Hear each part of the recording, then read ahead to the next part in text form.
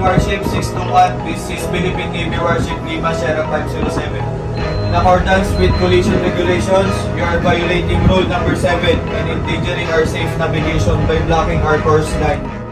Magandang araw mga ka-aerial defense, may ibabahagi na naman ako sa inyo dahil ngayong araw na ito ay may bagay tayong pag-uusapan. Warship ng Pilipinas at warship ng China nagtapat sa West Philippine Sea, pero bago tayo magpatuloy wag mo muna kalimutan mag-like, share, and subscribe, paki-follow at like muna ng aming page na nasa description na ang link. Ibinahagi ng Philippine Navy ang nakakabahalang pagmaneobra ng barko ng People's Liberation Army Navy ng China ship sa loob ng nasasakupan ng Pag-asa Island. Kasi Peña. Distance.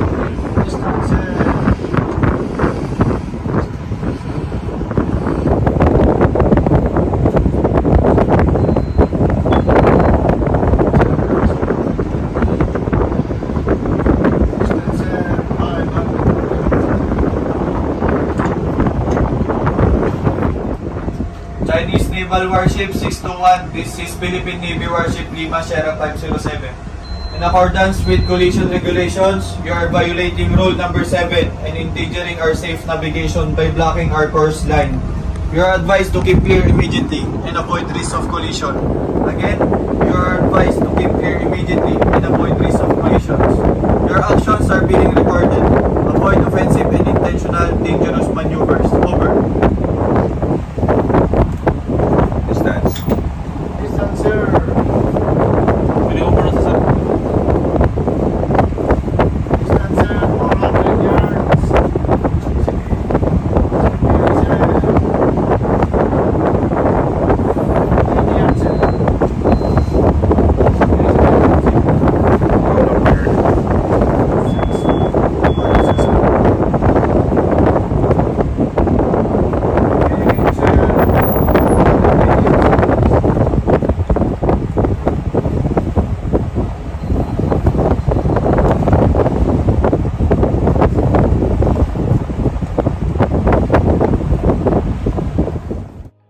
Nagsasagawa ng regular na rotation at resupply mission ang barko ng Pilipinas sa lugar ng tangkang harangin sila ng barko ng China na may layong 80 yard.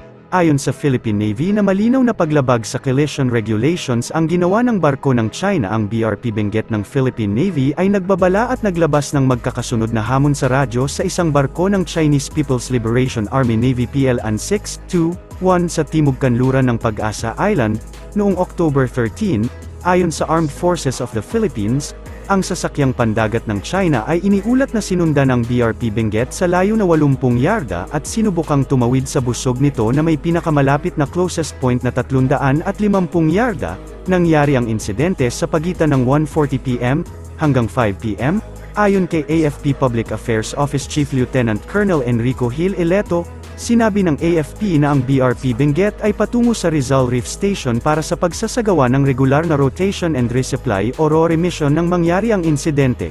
Binanggit ng crew ng Philippine Navy ang paglabag sa collision regulations sa mga hamon nito sa radyo, at hiniling na umiwas sa BRP Benguet ang barko ng China. Nakatanggap ang BRP Benguet ng kontratugon mula sa People's Liberation Army Navy 621 gamit ang kanilang tinatawag at walang basehang babala na 10-dash line. Sinabi ni AFP Western Command Vice Admiral Alberto Carlos na ang barko ng Chinese Navy ay gumawa ng mga mapanganib na maniobra na seryosong nagsapanganib sa kaligtasan kung hindi man sa buhay ng mga tao sa dagat. Dapat na agad na ihinto ng China ang mga hindi ligtas na pagkilos na ito at kumilos sa isang propesyonal na paraan sa pamamagitan ng pagsunod sa internasyonal na batas, sabi ni Carlos. Mariing hinihimok ni General Romeo Bronner Jr., Chief of Staff ng AFP, ang China na itigil na ang mga mapanganib na maniobra at agresibong aksyon sa mga sasakyang pandagat ng Pilipinas. Nananatiling nakatuon ng AFP sa pagtiyak ng kaligtasan ng mga tauhan nito sa panahon ng mga misyon ng rotation and resupply, at iginiit na patuloy itong susunod sa mga tuntuning nakabatay sa internasyonal na kaayusan. Sabi ni Bronner, patuloy na nananawagan ang Pilipinas sa China na itigil agad ang mga ilegal na aktibidad nito sa mga maritime zone ng bansa, sinabi ng AFP. Sinabi naman ni Department of National Defense na katawa-tawa ang ginagawa ng China na propaganda tungkol sa isyu sa West Philippine Sea. See, matigas talaga yung China, no? They called us provocative. All our efforts to resupply provocative and violation of their sovereignty. Paano yan? How will that affect in any way yung operations natin doon? To include yung mga joint sales natin with our allies? Walang epekto to sa operations natin. At kung tatawagin po tayong provocative, ang provocative kung doon tayo magpatrol sa 200 nautical mile exclusive economic zone nila o mangisda tayo doon. Sila ang nangihimasok dito. So, paano tayo magpro-provoke sa kanila? Mukhang katawa-tawa naman yung mga statement na ganyan. At sila na lang naniniwala sa propaganda nila, lalo tayong hindi nakakapaniwala sa mga ganyang mga salita. It leaves us really doubting where they are coming from and what kind of sincerity they are proving to the Filipino people with these kinds of statements. Habang ang Filipino fishing boat Dairy na nabangga ng isang foreign oil tanker malapit sa Bajo de Masinloc Shoal, na kumitil sa buhay ng 3 Pilipinong mangingisda, matagumpay nang na-retrieve ng Philippine Coast Guard.